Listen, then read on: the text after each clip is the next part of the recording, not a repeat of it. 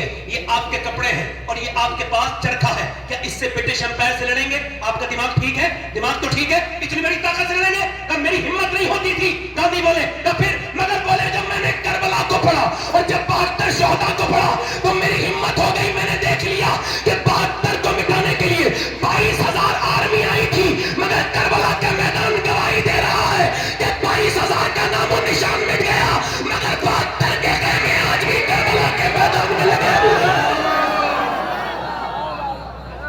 72 کے خیمے اب بھی کربلا کے میدان میں, بولو بولو, کربلا کے میدان میں, کربلا کے میدان میں لگے ہوئے ہیں. امام میرا کربلا گیا ہے, امام کہتا ہے میں یزید کی بیعت نہیں کروں گا, اور پھر تقریر کرتے ہیں مجھے پہچانتے نہیں, میں حسین ابن علی ہوں, مجھے پہچانو, میں نانا کے کاندھے پر بیٹھا تھا.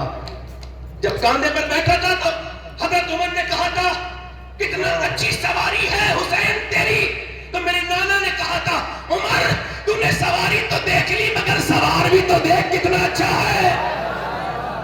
میں وہی حسین ہوں, آج میں یہاں پہ کھڑا ہوں. امام آ گئے, توجہ کرنا تھوڑی دیر نوجوانوں, آپ کی بہت خاص توجہ چاہتا ہوں, اللہ کرے تو یہ مجمع اور یہ محفل میں جہاں چاہتا ہوں وہاں پہنچ جائے. حسین ابن علی ہیں. اب آپ نے فرمایا جنگ میں نہیں کرتا, مجھے جانے دو, اب میں کسی اور ملک میں چلا جاؤں گا. روایتوں میں لکھا ہے, پوچھا کہاں, تو آپ نے فرمایا میں ہندوستان چلا جاؤں گا. مگر ان کو کیا کرنا تھا, بیعت لینی تھی. بیعت کا مطلب ہے بک جانا. کیا مطلب؟ بیعت کا مطلب بک جانا. تو یا تو کسی کی نیکی کو دیکھ کے بک جاؤ, ورنہ امام حسین کہتے ہیں دنیا میں کوئی خزانہ ایسا نہیں بنا جو حضور کی اولاد کو خرید سکے.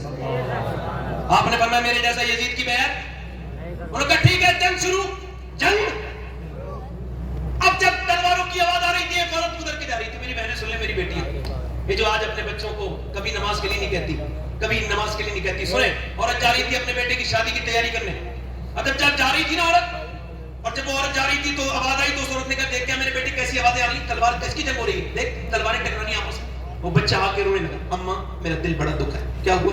کہ میں نے وہاں کربلا میں ایک اتنا خوبصورت انسان دیکھا, میری آنکھوں نے اتنا اچھا نہیں انسان نہیں, نہ اس کی آنکھوں کی طرح آنکھیں تھی, نہ اس کے لہجے کی طرح. کہا اچھا, میں نے پوچھا کون ہے, کہا یہ حسین ابن علی ہے, ان پر بڑا ظلم ہو رہا ہے. تو کہتا ہے میری ماں, میرا دل پھٹ گیا. ماں رو کے بولی میرے لال فاطمہ کا گھر لٹ رہا ہو اور میں اپنے بیٹے کا گھر بساؤں, میرا دل گوارا نہیں کرتا.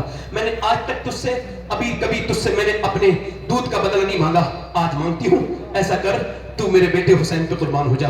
بیٹا بولا امی اگر تو نہ بھی کہتی میں پھر بھی حسین پہ قربان ہونے کا ارادہ رکھتا تھا.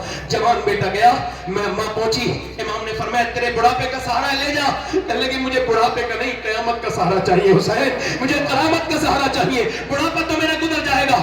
امام نے فرمایا ٹھیک ہے. اب جب اس کا بیٹا چلا تو امام کی طرف اس کی ماں آنکھوں سے آنسو لا کے بولی حسین میرے بیٹے کو جب نوازو تو اس کی ماں کو بھی نوازنا قیامت کے دن. میرے امام نے فرمایا ٹھیک ہے. جب بیٹا گیا جوان تو بوڑھی نے ایسے کر کے اپنی جھولی پھیلائی, اے اللہ میرے بیٹے کی شہادت قبول کر لے, میرے لال کی اے اللہ قبول کر لے. ادھر جب اس کی دعا پوری نہیں ہوئی ہے, یہ گردن کٹی اس کی اور آ کر کے گر گئی جھولی میں. ماں نے اس کے بال پکڑے اور اٹھا کر کے سر کو پھینکا یزیدیوں میں اور کہا جو چیز ہم اللہ کی راہ میں دے دیتے ہیں واپس نہیں.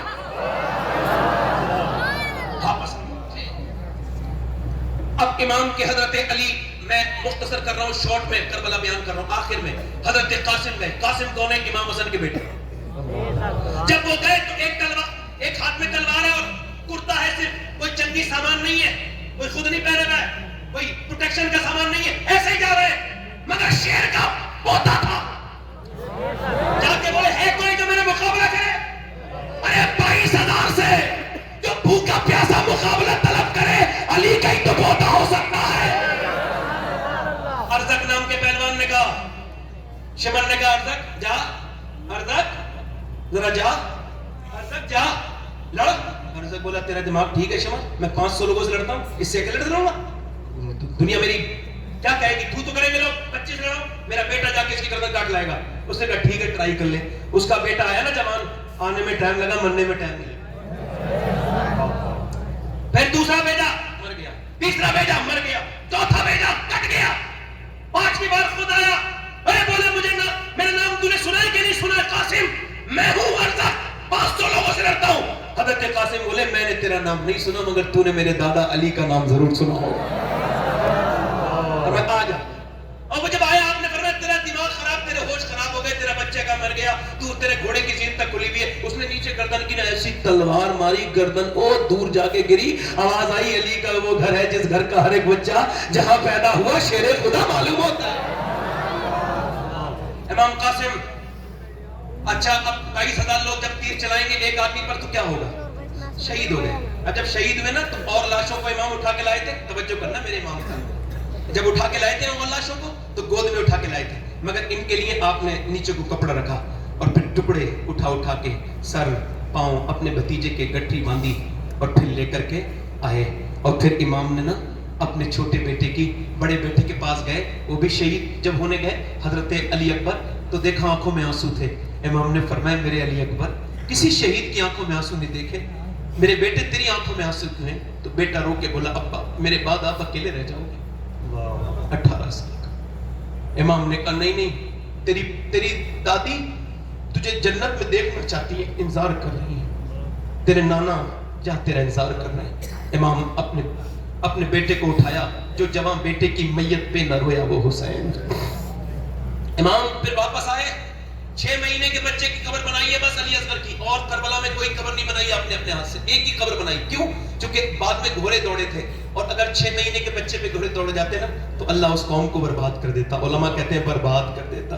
امام نے اب اپنی آخری تقریر کا حصہ ہے, بڑے دھیان سے آپ سے بڑی اللہ رسول کا واسطہ دے کے کہتا ہوں, بڑے دھیان سے سنیے گا.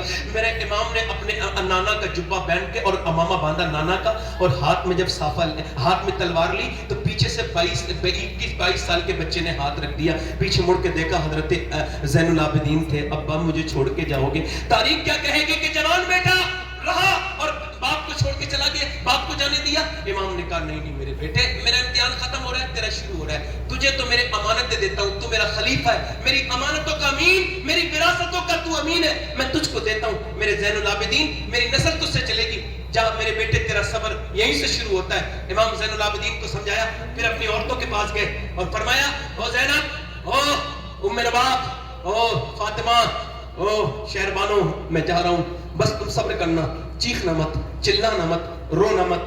اللہ اکبر. سیدہ زینب نے کہا کس کے سہارے چھوڑ کے جا رہے ہیں؟ کہنے لگے جس کے سہارے ابراہیم نے ہاجرہ کو چھوڑا تھا اسی کے سہارے چھوڑ کے جا رہا ہوں, بس اسی کے چھاڑے چھوڑ کے جا رہا ہوں. امام چل دیے بریلی سے. حضور اعلیٰ حضرت کے بھائی علامہ حسن کہتے ہیں اللہ اکبر, حوریں کرتی ہیں عروسان شہادت کا سنگار, خوب رو دولہا بنا ہے ہر جوان اہل بیت, اور فاطمہ کے لاڈلے کا آخری دیدار ہے. حشر کا ہنگامہ برپا ہے میان اہل بیت. امام کو آخری بات ان کے گھر کی عورت دیکھ رہی ہے, اپنا سودا بیچ کر بازار سونا کر گئے. کون سی بستی بسائی تاجران اہل بیت. امام جب کربلا میں گئے, تلوار آپ نے چلائی, آپ کی تلوار سے تو کوئی مقابلہ نہیں کر سکتا تھا. تیر مارے, پہلا تیر جب سینے پہ لگا, او نوجوانوں اس تیر کو تم بھی دل پہ لے کے سنو. امام نے گھوڑا واپس کیا, خیمے میں جا کے بولے بہن روئی تھی کیا زینب؟ کہا ہاں میرے بھائی, تم میرے بھائی ہو, میرے ماں جائے ہو, میرے ساتھی ہو, میرے بھائی, میں بچپن سے تمہارے ساتھ کے لیے, مگر اب جب تیر لگائے تو زینب کو افسوس تکلیف ہو گئی, میں بہن ہوں. آخر امام نے فرمایا نا میری بہن رو مت. جب مورخ تاریخ لکھے گا تو خالی حسین ابن علی کی تاریخ نہیں لکھی جائے گی, بلکہ زینب بنت علی کی بھی تاریخ لکھی جائے گی. دنیا کہے گی کہ زینب بھی کوئی تھی. اے میری بہن, دنیا میں بہنیں بہت آئی ہیں مگر تیری طرح بہن کوئی نہیں آئے گی. تو نے اپنا گھر دیا, اپنے بچے دیے, تو نے جتنی قربانیاں میرے لیے دی, میری بہن آج حسین تجھے سلام کرتا ہے, مگر بس تھوڑا صبر کر لے, ابھی صرف ایک میرے تیر لگائے. اور سننا حدیث کا بیان کر رہے ہیں امام,